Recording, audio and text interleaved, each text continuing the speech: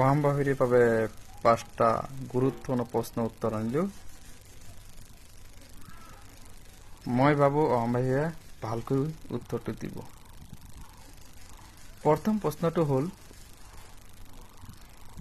মই মাৰ গাখীৰত জন্ম হৈছো, এই কথাৰ কোনে কৈছিল? দ্বিতীয় নম্বৰ প্ৰশ্নটো হ'ল, মই আমল তাজা খাই জন্ম হোৱা নাই, কোনে কৈছিল আৰু কাক উদ্দেশ্য কৰি কৈছিল? প্ৰশ্ন নম্বৰ 3, মহিলাসকল সন্তান জন্ম দিয়া ফেক্টৰী, কথাৰ কোনে কৈছিল?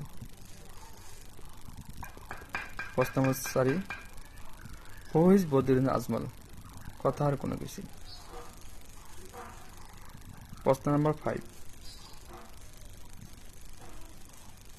অসমত যে বিজেপি চৰকাৰ আহিলে,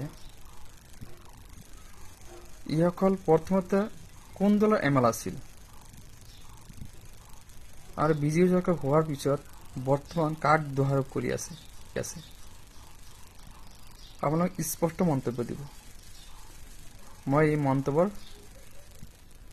আশা ৰাখিলো আপোনালোকে ভালকৈ যাতে মন্তব্য দিয়ে। ইয়াৰ পিছত আৰু কিছুমান প্ৰশ্ন আনিম আপোনালোকৰ কাৰণে,